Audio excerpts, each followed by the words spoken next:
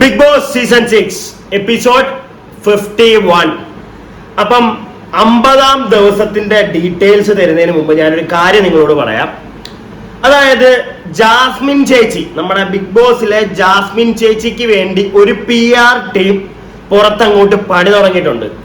വെളുപ്പിക്കൽ എന്നൊക്കെ പറഞ്ഞു കഴിഞ്ഞാൽ നല്ല വൃത്തിക്കുള്ള വെളുപ്പിക്കലാണ് ചേട്ടന്മാര് നടത്തുന്നത്. പുറത്ത് ഒരു വീഡിയോ, ഇപ്പൊ ബിഗ് ബോസിന്റെ സംബന്ധമായിട്ടുള്ള ഏതൊരു വീഡിയോ ഇട്ടാലും ആ വീഡിയോയുടെ അടിയിൽ വന്നിട്ട് ഈ ചേട്ടന്മാര് ജാസ്മിനെ മറ്റേ പുകഴ്ത്തി പറയുന്ന കുറച്ച് സാധനങ്ങൾ ഇറക്കിയിട്ടുണ്ട്. പുകഴ്ത്തി പറയാന്ന് പറഞ്ഞു കഴിഞ്ഞാൽ സംസാരം ഇങ്ങനെയാണ്. അതായത് എന്തിനാണ് എല്ലാവരും ജാസ്മിനെ താഴ്ത്തി കെട്ടുന്നത്, ജാസ്മിൻ വെളിയിലേക്ക് ഇറങ്ങുമ്പോൾ അവളുടെ ലൈഫ് എങ്ങനെയായിരിക്കും, ആ കുട്ടിക്ക് വേണ്ടി നമുക്ക് പ്രാർത്ഥിക്കാം, അവളെ സമ്മതിക്കണം, അവൾ അതിനകത്ത് പിടിച്ചു നിൽക്കുന്നതിനകത്ത് ഇത്രയൊക്കെ കേട്ടിട്ട് അങ്ങനെയുള്ള കുറച്ച് വൻ കഥകളൊക്കെയാണ്. അപ്പൊ അങ്ങനെയുള്ള കുറച്ച് കാര്യങ്ങൾ വിചാരിച്ചിരിക്കുന്ന ഇങ്ങനത്തെ ഡയലോഗ് കളിക്കുന്ന ചേട്ടന്മാരോട് പുറത്ത് എന്താണ് നടക്കുന്നതെന്നുള്ളത് അകത്തിരിക്കുന്ന അവർക്ക് അറിയത്തില്ല. കുറച്ചൊക്കെ അവർക്ക് നേരത്തെ ക്ലൂ കൊടുത്തിട്ടുണ്ടായിരുന്നു. അവളുടെ വാപ്പ വിളിച്ച്, ബിഗ് ബോസിന്റെ മാമനാണല്ലോ, അപ്പൊ ആ ഒരു കേസിൽ വിളിച്ച് മറ്റേ കാര്യങ്ങളൊക്കെ പറഞ്ഞു കൊടുത്തിട്ടുണ്ടായിരുന്നു ചെറിയ രീതിയിൽ.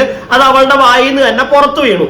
സോ ബിഗ് ബോസിനകത്ത് അവർക്ക് അവിടെ കിട്ടുന്ന ഒരു ഫേവറിസം ആദ്യമേ തന്നെ നിങ്ങൾ മനസ്സിലാക്കണം, ജനങ്ങൾ മനസ്സിലാക്കണം. ഓക്കെ, പിന്നെ ഈ കഥകൾ അടിക്കുന്നവന്മാർ അടിച്ചോണ്ടേയിരിക്കും. അവർക്ക് എങ്ങനെയെങ്കിലും വെളുപ്പിക്കാൻ ശ്രമിക്കും. അങ്ങനെ ചെയ്യാനിരിക്കുന്നവരുടെ ഒരു കാര്യം മനസ്സിലാക്കണം, ജനങ്ങളെ പൊട്ടന്മാരല്ല. മനസ്സിലായി കഴിഞ്ഞു എന്താണ് അതിനകത്ത് അവൾ കാണിച്ചതെന്നുള്ളത്. അവൾക്ക് ഒരു വൃത്തിയില്ലാത്ത കേസ്, കാലവളുടെ വായിക്കാത്ത അതൊന്ന്, അത് പോട്ടെ, അത് ഓരോരുത്തരുടെ സ്കൂളിൽ നിന്ന് തന്നെ അങ്ങനത്തെ കാര്യങ്ങളൊക്കെ പറയുന്ന പോട്ടെ. പക്ഷെ അവൾ അതിനകത്ത് കാണിക്കുന്നതും അവളുടെ ഗെയിം സ്ട്രാറ്റജിയും കണ്ടതാണ് പുറത്ത് ജനങ്ങൾ. പുറത്ത് അവക്കുണ്ടായിരുന്ന ഒരു കല്യാണം കഴിക്കാൻ വെച്ചിരുന്ന ഒരു പയ്യനോട് അവൾ കാണിച്ച പരിപാടികളൊക്കെ ജനങ്ങൾ കണ്ടതാണ്. അതിനകത്താണ് അവൾക്ക് കൂടുതൽ ഹേറ്റേഴ്സ് വന്നത്. അതുകൊണ്ട് തന്നെ അവളെ വെളുപ്പിക്കാൻ ഒരു പരിധി കൂടുതൽ ശ്രമിക്കേണ്ട, നടക്കത്തില്ല. പിന്നെ അവൾ പുറത്തു വന്നു കഴിയുമ്പോൾ അവളുടെ ലൈഫ് എന്തായിരിക്കും, ഇത് അതിനകത്ത് കാണിക്കുന്ന അവളും കൂടെ ചിന്തിക്കണം. ഓരോ പരിപാടി അതിനകത്ത് കാണിച്ചു കൂട്ടുന്ന അവക്കൊന്ന് മനസ്സിലാക്കാം. ഇച്ചിരി ബുദ്ധി ഉണ്ടല്ലോ, 23 വയസ്സായിട്ടുള്ള അതിന്റെ ഒരു പരിപാടിയൊന്നും അല്ല അവൾ അവിടെ കാണിക്കുന്നത്. പല ആൾക്കാരുള്ള സംസാരം, അവൾ പല ആൾക്കാരെയും വിളിക്കുന്ന വാക്കുകൾ. ഓക്കെ, സോ അതൊന്നും ഒരു 23 വയസ്സുള്ള ഒരു പെൺകുട്ടിക്ക് പറ്റിയിട്ടുള്ള ഒരു പരിപാടിയാണെന്ന് എനിക്ക് തോന്നുന്നു. 23 വയസ്സെന്നല്ല, ഒരു പെൺകുട്ടിക്കും ഒരു ആൺകുട്ടിക്കും. പെൺകുട്ടികൾ കുറച്ചും കൂടെ മറ്റേ എന്താണ്, കുറച്ചുകൂടെ ദൈവത്തിനെ പോലെ കാണണമെന്നൊക്കെയാണല്ലോ ഇവിടെ പലരും പറയുന്നത്. സോ അങ്ങനെയുള്ള ഒരു ദൈവത്തിന് കാണിക്കാൻ പറ്റിയ പരിപാടികളും വായിന്ന് വീഴേണ്ട വാക്കുകളൊന്നും അല്ല അവളുടെ വായിന്ന് വീഴുന്നത് അവിടെ. അതുകൊണ്ട് തന്നെ വെളുപ്പിക്കാൻ ഒരു പരിധിയിൽ കൂടുതൽ ഇവിടെ ശ്രമിക്കേണ്ട. അവൾ ചെയ്തിട്ടുള്ളത് അവൾ പുറത്തിറങ്ങുമ്പോൾ അനുഭവിക്കട്ടെ, അങ്ങനെ അങ്ങ് വെച്ചാൽ മതി. അല്ലാതെ മറ്റേ ഒരുപാട് അയ്യോ അവൾ മറ്റേതാവും, അവൾക്ക് മറ്റേ സംഭവിക്കും, അവളുടെ മെന്റലി ട്രോമ വരും പുറത്തിറങ്ങുമ്പോൾ, അതിനകത്ത് ഇരിക്കുമ്പോഴും ആലോചിക്കണം ഇതൊക്കെ കാണിച്ചു കൂട്ടുമ്പോൾ. ഓക്കെ, പിന്നെ അതൊക്കെ പറഞ്ഞ് ഇവിടെ ആൾക്കാരെ തെറ്റിദ്ധരിപ്പിക്കാൻ നടക്കുന്ന ചേട്ടന്മാർ ആ പരിപാടി അങ്ങ് നിർത്ത്. ഒരു പരിധിക്കുള്ളത് ഏക്കാൻ പോകുമെന്ന് എനിക്ക് തോന്നുന്നില്ല. ഇനി നമുക്ക് എപ്പിസോഡ് റിവ്യൂയിലേക്ക് പോകാം. 51-ാം എപ്പിസോഡ്, 50-ാം ദിവസത്തെ കുറച്ച് കാര്യങ്ങൾ. നമ്മൾ എപ്പിസോഡിനകത്ത് കണ്ടത് രതീഷും ജിൻഡോയും രാവിലെ പാട്ടിടുന്നു, തുള്ളിക്കളി പരിപാടിയൊക്കെ കഴിയുമ്പോഴത്തേക്ക് രതീഷും ജിൻഡോയും തമ്മിലുള്ള ചെറിയൊരു കോൺവെർസേഷൻ ഉണ്ട്. അപ്പൊ ആ ഒരു കോൺവെർസേഷനകത്ത് ഞാൻ നോട്ടീസ് ചെയ്ത ഒരു കാര്യം, ജിൻഡോ ചേട്ടൻ രതീഷിന്റെ വായിൽ നിന്ന് എന്തെങ്കിലും കിട്ടുമോ, പുറത്ത് നടക്കുന്ന എന്തെങ്കിലുമൊക്കെ കിട്ടുമോ എന്നുള്ളൊരു സാധനം മാക്സിമം ട്രൈ ചെയ്യുന്നുണ്ട്. പക്ഷെ അത് നടക്കുന്നില്ല. അതായത് നീ കണ്ടിട്ടില്ല, രതീഷിനോട് പറയുന്നുണ്ട്, നീ കണ്ടിട്ടില്ല എന്റെ കാര്യങ്ങളൊക്കെ ഞാനിവിടെ കളിക്കുന്നതൊക്കെ, അതുകൊണ്ടൊക്കെ നീ കുറച്ച് ഹെവി ആയിട്ട് ഇവിടെ നിന്നാൽ മതി, നീ ആരെയും വലുതായിട്ട് താങ്ങാനൊന്നും പോകണ്ട, നീ രാജാവായിട്ട് തന്നെ നിൽക്കൂ എന്നുള്ളൊരു സാധനമൊക്കെ പറയുന്നുണ്ട്. ഞാൻ ഇവിടുത്തെ രാജാവാണ്, സോ ആ രീതിയിൽ നിൽക്കൂ എന്നൊക്കെ കൂട്ടുകാരനായുള്ള രതീഷിനോട് പറയുന്നുണ്ട്. അപ്പൊ രതീഷേട്ടൻ പറയുന്ന ഒരു കാര്യമുണ്ട്, എടാ ഞാൻ പുറത്ത് ഈ ഗെയിം കാണാറൊന്നുമില്ല എന്നുള്ള ഒറ്റ സെന്റൻസിൽ രതീഷേട്ടൻ ആ പരിപാടി ഞാൻ ക്ലോസ് ചെയ്തു. കാരണം ജിൻഡോ ഇട്ട് കൊടുക്കുകയാണ്, എന്തെങ്കിലുമൊക്കെ കിട്ടും. ഓപ്പൺ ആയിട്ട് ചോദിക്കാൻ പറ്റത്തില്ല, ക്യാമറ ഉണ്ട്, പുറത്തെ ചോദിക്കുന്നത് തെറ്റാണ്. രതീഷ് ചേട്ടനും പണി കിട്ടും, അങ്ങനെ ചോദിച്ചാൽ ജിൻഡോ ചേട്ടനും പണി കിട്ടുമോ എന്നറിയാം. പക്ഷെ അതുകൊണ്ട് അങ്ങനെ ചോദിക്കാൻ പറ്റാത്തതുകൊണ്ട് ഇട്ട് കൊടുക്കുകയാണ് ചില പോയിന്റ്സ് ഒക്കെ, എന്തെങ്കിലുമൊക്കെ വായിന്ന് വീഴുമോ. പക്ഷെ രതീഷ് ചേട്ടൻ പിടി കൊടുക്കുന്നില്ല. അപ്പോൾ ആ ഒരു സാധനം കഴിയുമ്പോഴത്തേക്ക് പിന്നെ കാണിക്കുന്നത് നമ്മുടെ റസ്മിൻ ബായ് ശ്രീരേഖ ഒന്നിച്ചിരിക്കുന്നു. റസ്മിൻ ബായ് ശ്രീരേഖയെ പറ്റി പുകഴ്ത്തി പാടുന്നു, അതുപോലെ തന്നെ പവർ ടീമിനെ പറ്റി പുകഴ്ത്തി പാടുന്നു. സംഗതി എന്താണെന്ന് വെച്ച് കഴിഞ്ഞാൽ റസ്മിൻ ബായിയുടെ ബാഗ് ഒന്ന് പവർ റൂമിൽ ഒന്ന് വെക്കുമോ എന്നൊക്കെ ചോദിക്കുന്നുണ്ട് ശ്രീരേഖയ്ക്ക്. അപ്പൊ അങ്ങനെ വെക്കണമെങ്കിൽ ഒന്ന് പുകഴ്ത്തിപ്പാട് എന്നൊക്കെ പറഞ്ഞ് ശ്രീരേഖയെ കൊണ്ട് നമ്മുടെ രശ്മിനെ കൊണ്ട് ചെറിയൊരു പാട്ടൊക്കെ പഠിപ്പിക്കുന്നുണ്ട്. വലിയ കാര്യമൊന്നുമില്ല. അപ്പൊ അതങ്ങോട്ട് കഴിയുമ്പോഴത്തേക്ക് ക്യാപ്റ്റൻ ചേഞ്ച് ആണ്. റസ്മിന് നമ്മുടെ ശ്രീതു ക്യാപ്റ്റൻസി മറ്റേ ബാഡ്ജൊക്കെ അണിയിച്ചു കൊടുക്കുന്നുണ്ട്. പഴയ ക്യാപ്റ്റനായിട്ടുള്ള ശ്രീതുവിന് ചെറിയ വിഷമമൊക്കെ ഉണ്ട് ആ ക്യാപ്റ്റൻസിന്ന് ഒന്ന് മാറിക്കൊടുക്കാൻ, അത് അവളുടെ മുഖത്ത് നമുക്ക് കാണാൻ പറ്റും. അപ്പൊ അതങ്ങോട്ട് കഴിയുമ്പോഴത്തേക്ക് ബിഗ് ബോസിന്റെ ഒരു ചെറിയ അനൗൺസ്മെന്റ്, പവർ ടീം, ജനങ്ങൾ പറയുന്നു ഇപ്പോഴത്തെ പവർ ടീം അങ്ങോട്ടൊരു സുഖമില്ല, അതുകൊണ്ട് ഒരു 2 പേരെ അതിനകത്തുനിന്ന് മാറി പുതിയ 2 പേരെ കയറ്റാൻ പറയുന്നു. വളരെ വിഷമമാകുന്നുണ്ടെങ്കിൽ പോലും പവർ ടീം അകത്തേക്ക് പോയി അവരൊരു തീരുമാനം എടുക്കുന്നു. അപ്പൊ ആദ്യമേ തന്നെ മറ്റേ നമ്മുടെ ശരണ്യ അങ്ങ് തൊഴുത് കാല് പിടിക്കുക. എന്റെ പൊന്നു ഗബ്രി, നീ മാറിക്കൊടുക്ക് പ്ലീസ്, എന്നോട് നീ അങ്ങനെ ചെയ്യരുത്, നീ മാറിക്കൊടുക്ക്, നീ ഇവിടെ കിടന്ന് മറ്റേ ബലം പിടിക്കരുത്, നിനക്കിനകത്ത് നിൽക്കണമെന്ന് പറഞ്ഞ് എന്നുള്ള രീതിയിലുള്ള ശരണ്യ ചേച്ചിയുടെ കുറച്ച് പരിപാടികളൊക്കെ മറ്റേ റിക്വസ്റ്റ് ആണെന്നൊക്കെ പറയുന്നുണ്ട്. ശരണ്യ ചേച്ചിക്ക് അറിയാം, ഇല്ലെങ്കിൽ ശരണ്യ ചേച്ചിയോട് പുറത്തു പോകാൻ പറയും. ശരണ്യ ചേച്ചി പുറത്തു പോയി കഴിഞ്ഞ് കഴിഞ്ഞാൽ അധികം വൈകാതെ ബിഗ് ബോസിൽ നിന്ന് വെളിയിലാകും എന്നുള്ളൊരു സാധനം ശരണ്യ ചേച്ചിക്ക് അറിയാവുന്നതുകൊണ്ട് മാക്സിമം അതിനകത്ത് പിടിച്ചു വെക്കാൻ നോക്കുന്നുണ്ട്. അതുകൊണ്ട് ഗബ്രിയോട് ചോദിക്കുന്നുണ്ട്. അപ്പൊ ഗബ്രി മാറാന്നൊക്കെ പറയുന്നു. അതിനുശേഷം ഋഷിയും പറയുന്നുണ്ട് ഓക്കെ ഞാനും മാറിത്തരാൻ, കുഴപ്പമൊന്നുമില്ല. ഗബ്രിക്ക് നല്ല കോൺഫിഡൻസ് ഉണ്ട്, പോയാലും ഞാൻ തിരിച്ചു വരും എന്നുള്ള ഒരു സാധനം അവരുള്ളത് കൊണ്ട് തന്നെ അവൻ മാറിക്കൊടുക്കാന്ന് പറയുന്നുണ്ട്.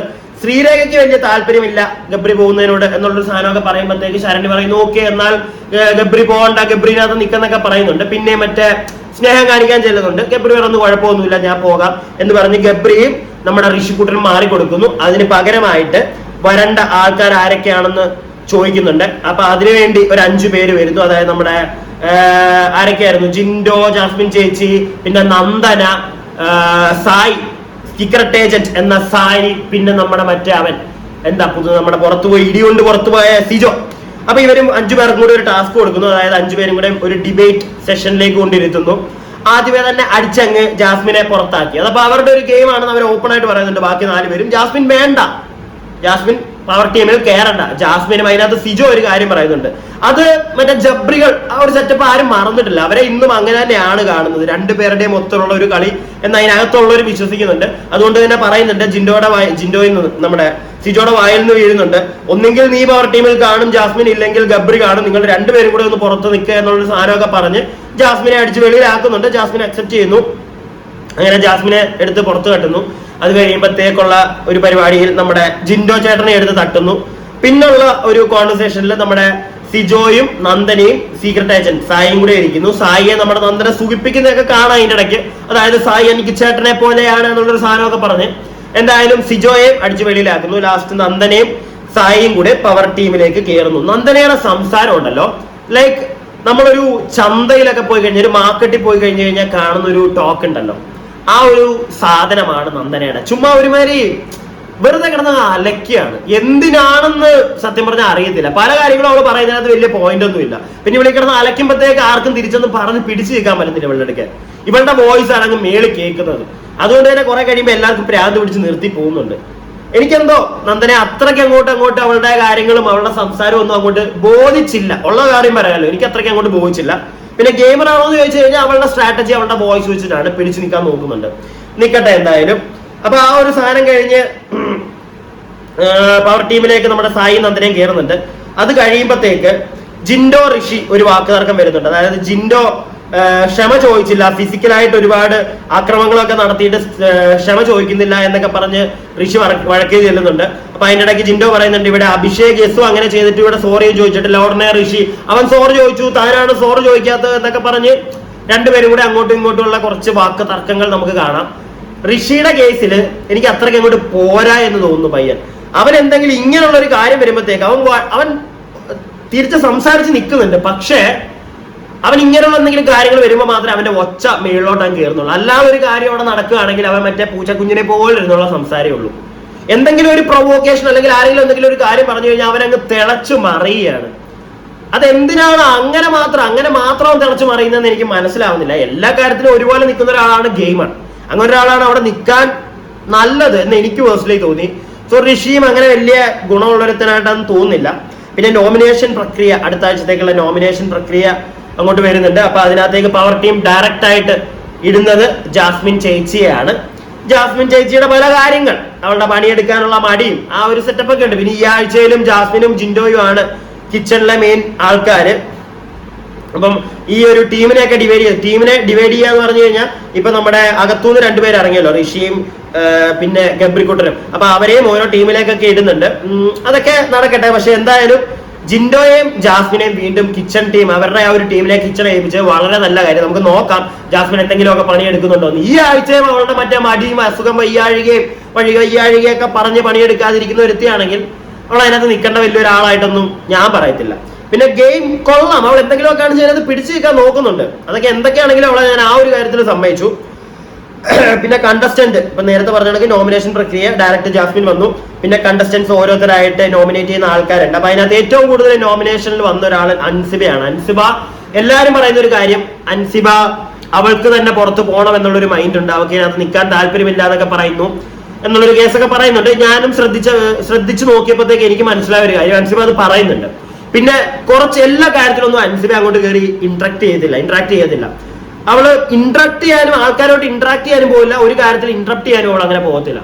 പറയേണ്ട സ്ഥലങ്ങളിൽ അവൾ കുറച്ച് കറക്റ്റ് നല്ല പോയിന്റ്സ് പറഞ്ഞു പോകുന്നുണ്ട്, അത്രേ ഉള്ളൂ. പിന്നെ ഒരു വഴക്കിലേക്ക് അവൾക്ക് കൂടുതൽ പോകാൻ താല്പര്യമില്ല. ഒരാൾ കഴിഞ്ഞ ആഴ്ച ഞാൻ കണ്ടു, ജാസ്മിനായിട്ടുള്ള ഒരു വഴക്കിലേക്ക് പോകുമ്പോൾ പോലും അവൾ പറയാനുള്ള കാര്യം പറഞ്ഞതിന് ശേഷം ചെവി അങ്ങ് പൊത്തിപ്പിടിച്ച് മാറിപ്പോയിരിക്കും. എനിക്ക് കേൾക്കണ്ട, എനിക്ക് നിന്റെ ഒച്ച കേൾക്കണ്ട, അപ്പുറം നിൽക്കുന്ന ഒരാളുടെ കാര്യം കേൾക്കാൻ വേണ്ടി അൻസിബ നിൽക്കുന്നില്ല. അതൊരു നല്ല കാര്യമായിട്ട് എനിക്ക് തോന്നുന്നില്ല. പിന്നെ അവളുടെ ഒരു സൈഡിൽ നോക്കുമ്പോഴത്തേക്ക് ജാസ്മിൻ എന്ന് പറഞ്ഞു കഴിഞ്ഞാൽ ചുമ്മാ കിടന്ന് ഒച്ച വെച്ചുകൊണ്ടിരിക്കുന്ന ഒരാളുടെ സംസാരം കേൾക്കണ്ട എന്ന് പറഞ്ഞ് മാറുന്ന ഒരു വ്യക്തിയായിട്ട് അൻസിബയെ അങ്ങനെയും കാണാം നമുക്ക്.